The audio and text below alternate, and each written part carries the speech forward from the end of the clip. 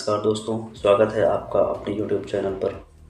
आज हम बात करने वाले हैं यूपी होमगार्ड भर्ती 2025-26 के बारे में, जिसकी आधिकारिक जानकारी अब सामने आ चुकी है। इस वीडियो में हम आपको इस भर्ती से जुड़ी सभी महत्वपूर्ण डिटेल्स जैसे कि योग्यता, आयु सीमा, चयन, वेतन प्रक्रिया और आवेदन प्रक्रिया एक एक करके समझाएंगे। दोस्तों, उत्तर प्रदेश सरकार की तरफ से यूपी होमगार्ड वैकेंसी 2025-26 के लिए कुल 41,424 पदों पर बड़ी भर्ती निकाली जा रही है।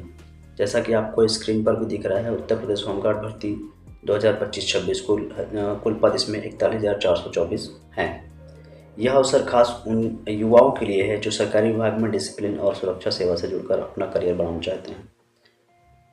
तो दोस्तों, ये उत्तर प्रदेश सरकार की तरफ से नोटिफिकेशन जारी कर दिया गया है। ये सूचना विज्ञप्ति लिखा हुआ है, इसमें देख सकते हैं आप, सूचना विज्ञप्ति है। ये उत्तर प्रदेश होमगार्ड के पदों पर एनरोलमेंट 2025 इसमें लिखा हुआ है।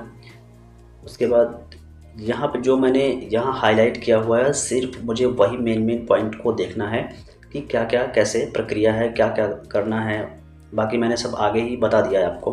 तो बस अभी मैं जल्दी से गो थ्रू कर लेता हूँ ताकि टाइम ज़्यादा ना लगे और वीडियो बहुत ज़्यादा लंबा ना हो, क्योंकि अभी मुझे जो है इस फॉर्म को फिल करने की डेट भी आ चुकी है। तो अभी ऑनलाइन फॉर्म फिल होने लगा है, तो मैं उसके लिए सेपरेट वीडियो बना दूंगा। आप वहां से आप इनरोल कर सकते हैं वीडियो देख करके अपने से।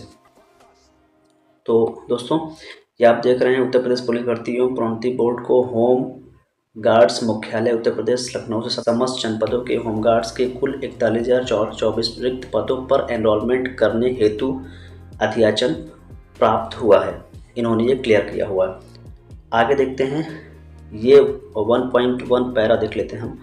उक्त रिक्त पदों पर एनरोलमेंट हुए होमगार्ड्स को ड्यूटी के लिए बुलाए जाने पर शासन द्वारा समय समय पर निर्धारित ड्यूटी भत्ता दिया जाएगा। वर्तमान में प्रतिदिन ड्यूटी पर उपस्थित करने पर ₹600 पर डे के हिसाब से ड्यूटी भत्ता तथा राज्य सरकार द्वारा समय समय पर महंगाई भत्ता निर्धारित है। मतलब यहाँ पे ये क्लियर कर चुके हैं कि ₹600 पर डे के हिसाब से ये देंगे। आगे देखते हैं 1.2 पैरा। होमगार्ड्स के निम्न जनपदवार रिक्त पदों पर एनरोलमेंट हेतु अभ्यर्थियों से ऑनलाइन आवेदन पत्र आमंत्रित किए जाते हैं। 1.3 पैरा हम देखेंगे ये वाला।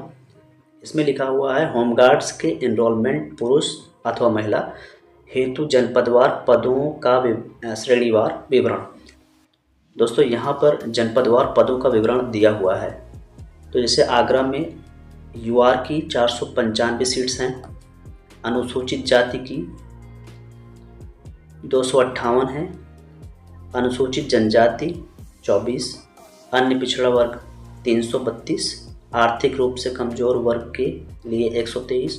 तो दोस्तों, टोटल जो वैकेंसीज़ हैं वो 1232 हैं आगरा में। इसी तरीके से सारे जनपद का उन्होंने दे रखा हुआ है कि कहाँ कितनी वैकेंसीज़ अवेलेबल हैं।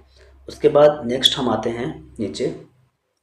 दोस्तों, यहाँ पे इन्होंने हॉरिजॉन्टल रिजर्वेशन की बात करी हुई है दोस्तों, जिसमें इन्होंने स्वतंत्रता संग्राम सेनानी को आश्रित जो हैं उनको 2% का हॉरिजॉन्टल रिजर्वेशन दिया जाएगा। भूतपूर्व सैनिक को 5% का दिया जाएगा।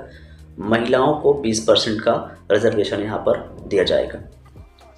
ठीक है, नेक्स्ट आगे देखते हैं हम पात्रता क्या है। यहाँ पात्रता में इन्होंने दिया हुआ है शारीरिक व मानसिक दोष से युक्त तथा दिव्यांग व्यक्ति होमगार्ड्स के पदों पर एनरोलमेंट के लिए पात्र नहीं होंगे। मतलब जो मानसिक रूप से कमज़ोर है या जो दिव्यांग है वो एनरोल नहीं कर सकेंगे इसमें। 2.2 जो पैरा है इनका, होमगार्ड्स के पदों पर एनरोलमेंट के लिए यह आवश्यक है कि अभ्यर्थी उस जनपद का मूल निवासी हो। मतलब जिस जनपद में वह फॉर्म अपना फिल कर रहा है उस जनपद का वह मूल निवासी होना ज़रूरी है। नीचे इन्होंने टिप्पणी लिखी हुई है। उक्त बिंदु संख्या 2.2 के संबंध में उत्तर प्रदेश शासन के शासनादेश संख्या 1846/95 2025 8 प्रकीर्ण 2012 दिनांक 16/11/2025 के अनुसार जनपद के मूल निवास प्रमाण पत्र के अतिरिक्त जनपद का डोमिसाइल प्रमाण पत्र भी मान्य होगा। मतलब यहाँ पे उस जनपद का डोमिसाइल प्रमाण पत्र भी आपको लगेगा। ठीक है, नेक्स्ट सार्वजनिक शासकीय अर्धशासकीय तथा अथवा सार्वजनिक उपक्रम की सेवाओं में नियमित रूप से कार्यरत व्यक्ति होमगार्ड्स के पद पर एनरोलमेंट पात्र नहीं होंगे। ठीक है। 2.5 पैरा, किसी न्यायालय में कोई आपराधिक मुकदमा या विचाराधीन होने की स्थिति में वह भी फॉर्म नहीं भर सकता। नेक्स्ट, अब यहाँ पे पैरा 3 देखेंगे, आवेदन हेतु महत्वपूर्ण दिशा निर्देश। अब यहाँ पे समय सारणी दी गई हुई है, क्रम संख्या दिया हुआ है, विवरण और प्रारंभ तिथि, अंतिम तिथि।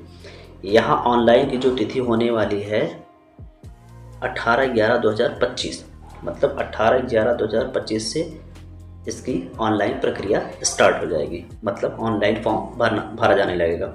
जो लास्ट डेट होगा 17/12/2025 होगी।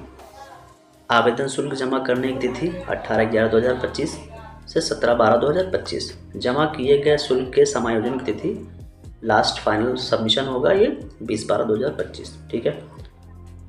उसके बाद अभ्यर्थी को आवेदन करने से पूर्व OTP वन टाइम रजिस्ट्रेशन करना अनिवार्य होगा, तो OTR भी आपको जनरेट करना होगा इस सबसे पहले। शैक्षिक एवं आरक्षण से संबंधित तथा अन्य प्रमाण पत्रों को आवश्यक अपलोड करना सुनिश्चित करें, मतलब जो भी प्रमाण पत्र हैं उसको अपलोड करना ही होगा। जनपदवार विज्ञापित पदों पर चयन आरक्षण नीति के दृष्टिगत अभ्यर्थी के लिखित परीक्षा में प्राप्त अंकों एवं अधिमानी अर्हताओं के अंतर्गत प्राप्त अंकों के आयोग के श्रेष्ठता क्रम के आधार पर किया जाएगा। मतलब जो भी अभ्यर्थी होगा वो लिखित परीक्षा पास करने के बाद उसका जितना अंक होगा उसी के हिसाब से उसको जो है दिया जाएगा। ठीक है। आवेदन शुल्क 400 रुपये है। सामान्य EWS अन्य पिछड़ा वर्ग के लिए 400 है। अनुसूचित जाति अनुसूचित जनजातियों के लिए 300 रुपये रखा गया है। राष्ट्रीयता कि वो भारत का नागरिक हो, तिब्बती शरणार्थी हो, ये सब अपना पढ़ लेना, इससे बहुत डीप में नहीं जाएंगे वरना वीडियो बहुत बड़ा हो जाएगा। 3.6 देखते हैं, ये इसमें ये दिया हुआ है, होमगार्ड्स के एनरोलमेंट हेतु अभ्यर्थियों की शैक्षिक योग्यता भारत में विधि द्वारा स्थापित बोर्ड द्वारा 10वीं की कक्षा उत्तीर्ण करना अथवा उत्तर प्रदेश सरकार द्वारा मान्यता प्राप्त कर उसकी समकक्ष अर्हता होनी अनिवार्य है। तो यहाँ पे 10वीं की जो शैक्षणिक योग्यता है 10वीं मांगा गया है। और कुछ यहाँ पे जो है प्रेफरेंस दिए जाएंगे। प्रेफरेंस ये होगा कि जो NCSC प्रमाण पत्र धारक हैं उनको, जो C जिसके पास प्रमाण पत्र है उनको 3 अंक दिए जाएंगे बढ़ाकर, B जो है वो 2 अंक दिए जाएंगे और A जो जिसके पास प्रमाण पत्र है उसको 1 अंक दिए जाएंगे। उसके बाद भारत स्काउट एंड गाइड प्रमाण पत्र धारक जो है उसको 1 अंक दिए जाएंगे। तो यहाँ कुछ प्रेफरेंसेस भी देखने को मिलते हैं। और इसमें पैरा 3 में ये भी दिया हुआ है कि जिसके पास वैध ड्राइविंग लाइसेंस है उसको भी 1 अंक दिए जाएंगे। पैरा 3.8 है आयु। यहाँ ये 18 वर्ष से कहा गया है, 30 वर्ष के बीच, 30 वर्ष से अधिक नहीं होनी चाहिए। 18 वर्ष से 30 वर्ष तक का आयु का व्यक्ति मतलब अभ्यर्थी होना ज़रूरी है। और उसमें कुछ ये टर्म्स एंड कंडीशंस हैं, ये देख लीजिएगा अपना।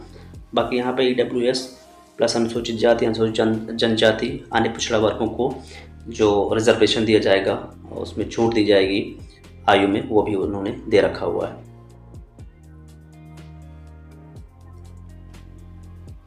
लिखित परीक्षा की बात कर लेते हैं। सामान्य ज्ञान का विषय होगा। प्रश्न संख्या इसमें 100 होंगी। कुल 100 अंक होंगे। 2 घंटे का समय दिया जाएगा इसमें। प्रत्येक प्रश्न के लिए 1 अंक निर्धारित है। लिखित परीक्षा में 25% से कम अंक प्राप्त करने वाले अभ्यर्थी एनरोलमेंट के लिए पात्र नहीं होंगे। यदि अभ्यर्थी 25% से कम अंक प्राप्त करता है तो वो बाहर कर दिया जाएगा। ठीक है। तो यह परीक्षा ऑब्जेक्टिव टाइप में होगी, OMR सीट पर होगी। ठीक है, ये भी ध्यान रखना है। यहाँ पे दिया हुआ इन्होंने लिखा नहीं है, बट इसमें यह है कि शायद निगेटिव मार्किंग ना हो। नेक्स्ट आ जाते हैं। यहाँ प्रश्न पत्र सभी प्रश्न उत्तर विकल्प हिंदी एवं अंग्रेजी भाषा में होंगे, दोनों में होंगे, इंग्लिश और हिंदी में दोनों में होंगे। ठीक है। नेक्स्ट आ जाए नीचे। और शारीरिक परीक्षण के बारे में, शारीरिक मानक परीक्षण, ये थोड़ा सा ध्यान देने बात है कि अभ्यर्थियों की ऊंचाई लंबाई जो भी है, सीना, वो सब चीज़ें वो लिखी हुई है, देख लेंगे आप एक बार। आपको ये नोटिफिकेशन उनका पढ़ लेना। अब महिलाओं के जो क्या है उनका ऊंचाई है, ये सब दिया हुआ, वजन कितना है उनका, ये सब चीज़ें दी हुई हैं। शारीरिक दक्षता परीक्षा में जो है अभ्यर्थी है तो 4 पुरुष के लिए है ये 4.8 किलोमीटर की दौड़ होनी है, 28 मिनट में पूरा करना होगा। महिलाओं के लिए 2.4 किलोमीटर की दौड़ 16 मिनट में पूरा करना होगा। नेक्स्ट नीचे आ जाइए। यहाँ इन्होंने ऑनलाइन आवेदन प्रक्रिया दी हुई है, किस तरीके से आपको जो है आवेदन करना है, लेकिन मैं दूसरे वीडियो में आपको बता दूंगा किस तरीके से स्टेप बाय स्टेप आवेदन करना है। ठीक है, और आप लोग ये देख लीजिए, पढ़ लीजिएगा इसको, बाकी मैंने इसको हाईलाइट कर दिया हुआ है। तो दोस्तों यहाँ पे हमने सारी जानकारी दे दी है। बाकी यहाँ पे नीचे आकर के थोड़ा सा प्रत्येक प्रश्न के लिए एक अंक निर्धारित है, उन्होंने दे दिया है। सामान्य ज्ञान उसमें यहाँ ये दिया हुआ है कहाँ कहाँ से किस किस टॉपिक से आपको जो है क्वेश्चंस रहेंगे। ठीक है, ये इंग्लिश और हिंदी दोनों में दिया हुआ है। और उसके बाद यहाँ पे प्रारूप दिया हुआ उत्तर प्रदेश के अनुसूचित जाति एवं अनुसूचित जनजाति के जाति प्रमाण पत्र के लिए यहाँ प्रारूप दिया हुआ है। इसको भर करके आप जो है गैजेटेड ऑफिसर या जिलाधिकारी, अतिरिक्त जिलाधिकारी, सिटी मजिस्ट्रेट, परगना मजिस्ट्रेट तहसील से इसको जो है आप क्या करते हैं प्रमाणित करवा करके इसको भी लगा सकते हैं। नीचे बहुत सारे फॉर्मेट दिए हुए हैं, तो इसमें हम मिल जाते हैं, आप अपना देख लीजिएगा। बाकी दोस्तों फिर मिलते हैं नेक्स्ट वीडियो में, तब तक के लिए नमस्कार।